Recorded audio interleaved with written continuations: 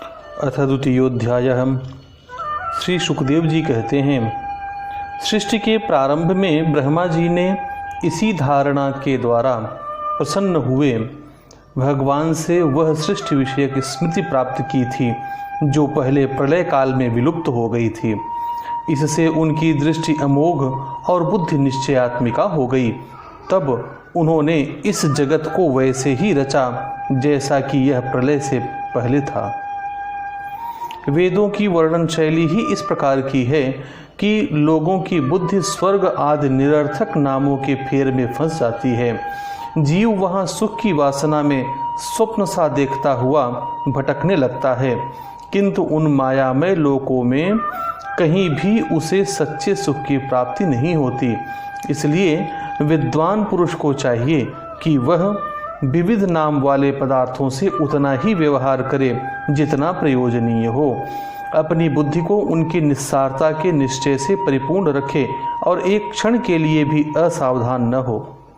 यदि संसार के पदार्थ प्रारब्धवश बिना परिश्रम के यूं ही मिल जाएं, तब उनके उपार्जन का परिश्रम व्यर्थ समझकर उनके लिए कोई प्रयत्न न करे। जब जमीन पर सोने से काम चल सकता है, तब पलंग के लिए प्रयत्न करने से क्या प्रयोजन।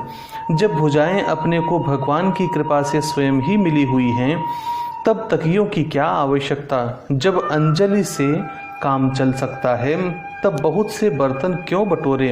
वृक्ष की छाल पहनकर या वस्त्रहीन रहकर भी यदि जीवन धारण किया जा सकता है, तो वस्त्रों की क्या आवश्यकता। पहनने को क्या रास्ते में चीथड़े नहीं हैं। भूख लगने पर दूसरों के लिए ही शरीर धारण करने वाले वृक्ष क्या फल फूल भिक्षा नहीं देते। जल चाहने वालों के लिए नदियां क्या बिल्कुल सूख गई हैं। रहने के लिए क्या पहाड़ों की गुफाएं बंद कर दी गई हैं। अरे भाई, सब न सही क्या भगवान भी अपने शरणागतों की रक्षा नहीं करते। ऐसी स्थिति में बुद्धिमान लोग भी धन के नशे में चूर घमंडी धनियों की चापलूसी क्यों करते हैं। इस प्रकार विरक्त हो जाने पर अपने हृदय में नित्य विराजमान स्वतः सिद्ध आत्मस्वरूप परम प्रियतम परम सत्य जो अनंत भगवान हैं, बड़े प्रेम और आनंद से दृढ़ निश्चय करके उन्हीं का भजन करें, क्योंकि उनके भजन से जन्म मृत्यु के चक्कर में डालने वाले अज्ञान का नाश हो जाता है। पशुओं की बात तो अलग है, परंतु मनुष्यों में भला ऐसा कौन है जो लोगों को इस संसार रूपी वैतरणी नदी में गिरकर अपने कर्मजन्य दुखों को भोगते हुए देख कर भी भगवान का मंगलमय चिंतन नहीं करेगा। इन असत विषय भोगों में ही अपने चित्त को भटकने देगा। कोई साधक अपने शरीर के भीतर हृदयाकाश में विराजमान भगवान के प्रादेश मात्र स्वरूप की धारणा करते हैं। वे ऐसा ध्यान करते हैं कि भगवान की चार भुजाओं में शंख, चक्र, गदा और पद्म हैं। उनके मुख पर प्रसन्नता झलक रही है। कमल के समान विशाल और कोमल नेत्र हैं। कदम्ब के पुष्प की केसर के समान पीला वस्त्र धारण किए हुए हैं। भुजाओं में श्रेष्ठ रत्नों से जड़े हुए सोने के बाजूबंद शोभायमान हैं।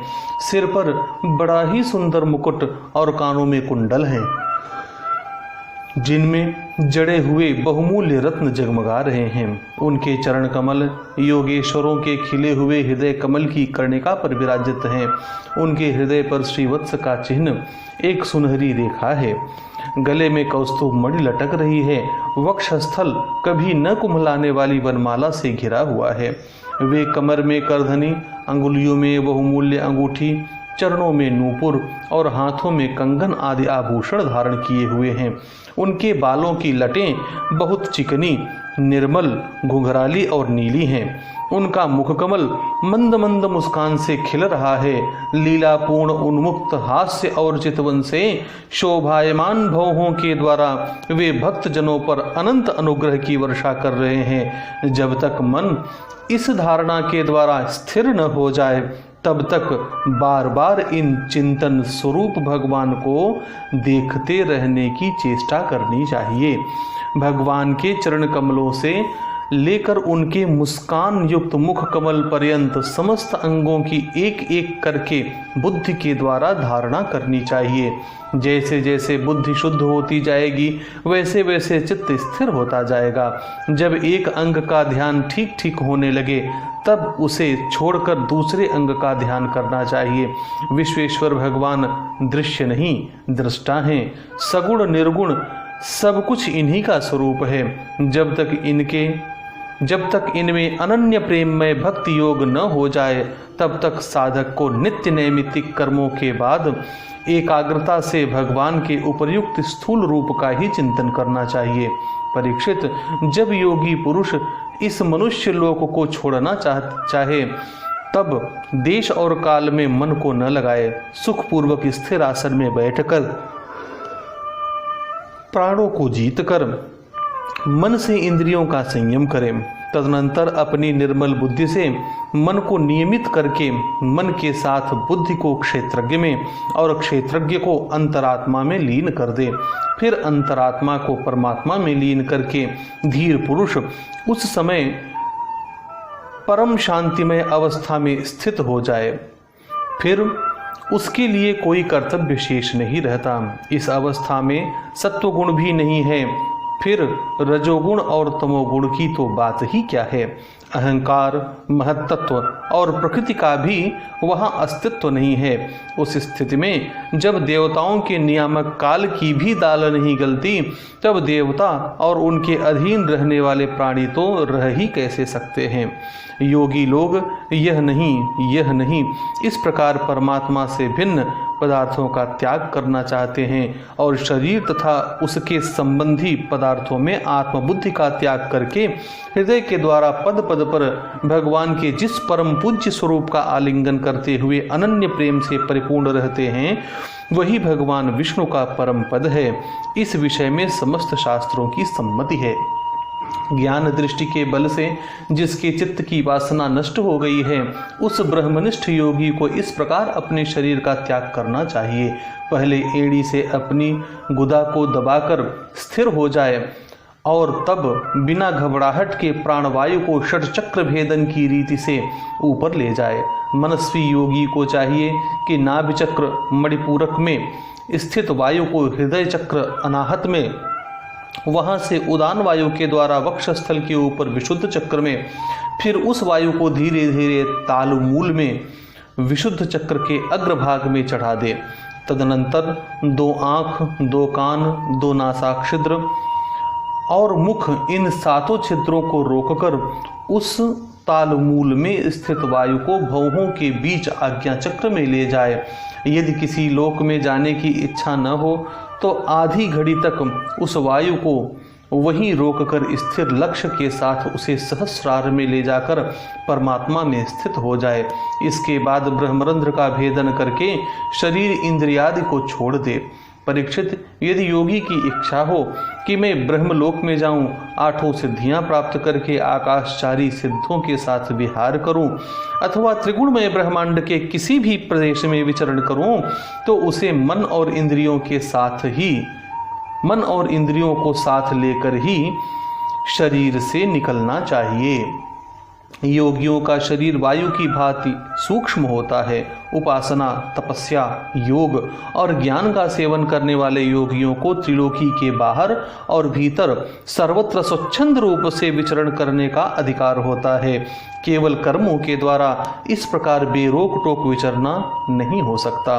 परीक्षित, योगी ज्योतिर्मय मार्ग सुषुम्ना के द्वारा जब ब्रह्मलोक के लिए प्रस्थान करता है तब पहले वह आकाश मार्ग से अग्निलोक में जाता है। वहां उसके बचे खुचे मल भी जल जाते हैं।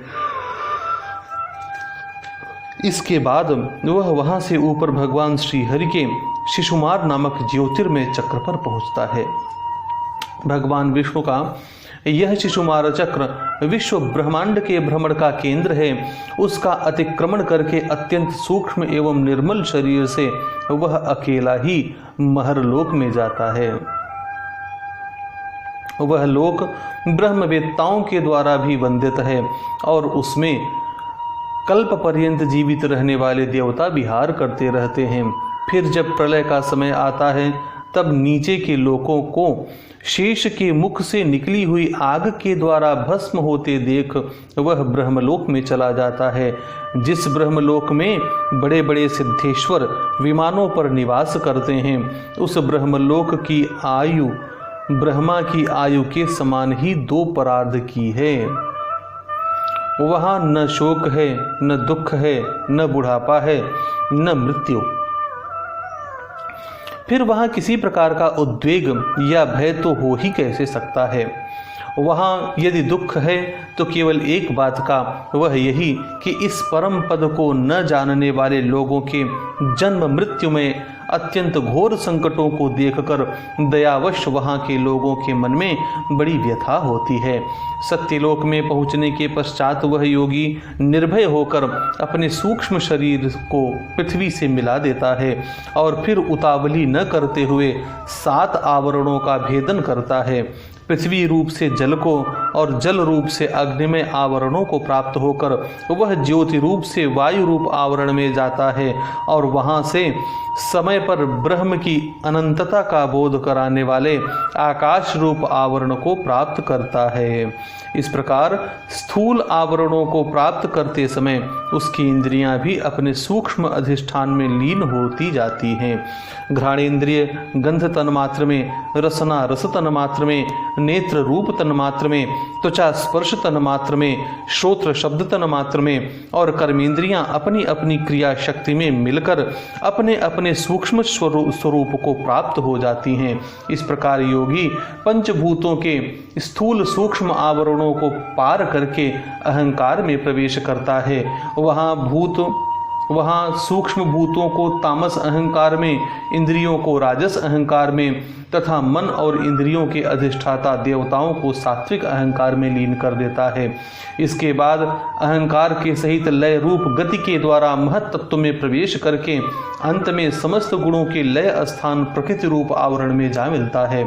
परीक्षित, महाप्रलय के समय प्रकृति रूप आवरण का भी लय हो जाने पर वह योगी स्वयं आनंद स्वरूप होकर अपने उस निरावरण रूप से आनंद स्वरूप शांत परमात्मा को प्राप्त हो जाता है।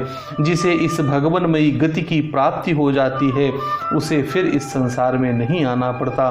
परीक्षित, तुमने जो पूछा था उसके उत्तर में मैंने वेदोक्त द्विविध सनातन मार्ग, सद्यो मुक्ति और क्रम मुक्ति का तुमसे वर्णन किया। पहले ब्रह्मा जी ने भगवान वासुदेव की आराधना करके उनसे जब प्रश्न किया था तब उन्होंने उत्तर में इन्हीं दोनों मार्गों की बात ब्रह्मा जी से कही थी। संसार चक्र में पड़े हुए मनुष्य के लिए जिस साधन के द्वारा उसे भगवान श्री कृष्ण की अनन्य प्रेममयी भक्ति प्राप्त हो जाए उससे अतिरिक्त और कोई भी कल्याणकारी मार्ग नहीं है। भगवान ब्रह्मा ने एकाग्र चित्त से सारे वेदों का 3 बार अनुशीलन करके अपनी बुद्धि से यही निश्चय किया कि जिससे सर्वात्मा भगवान श्री कृष्ण के प्रति अनन्य प्रेम प्राप्त हो वही सर्वश्रेष्ठ धर्म है। समस्त चर अचर प्राणियों में उनके आत्मा रूप से भगवान श्री कृष्ण ही लक्षित होते हैं, क्योंकि ये बुद्धि आदि दृश्य पदार्थ उनका अनुगमन कराने वाले लक्षण हैं। वे इन सबके साक्षी एकमात्र दृष्टा हैं। परीक्षित, इसलिए मनुष्यों को चाहिए कि सब समय और सभी स्थितियों में अपनी संपूर्ण शक्ति से भगवान श्री हरि का ही श्रवण, कीर्तन और स्मरण करें। राजन, संत पुरुष आत्मस्वरूप भगवान की कथा का मधुर अमृत बांटते ही रहते हैं। जो अपने कान के दोनों में भर भर कर उनका पान करते हैं उनके हृदय से विषयों का विषैला प्रभाव जाता रहता है, वह शुद्ध हो जाता है और वे भगवान श्री कृष्ण के चरण कमलों की सन्निधि प्राप्त कर लेते हैं। जय जय श्रीमद्भागवते महापुराणे पारमहंस्यां संहितायां द्वितीय स्कंधे पुरुष संस्था वर्णनम नाम द्वितीयोऽध्यायः।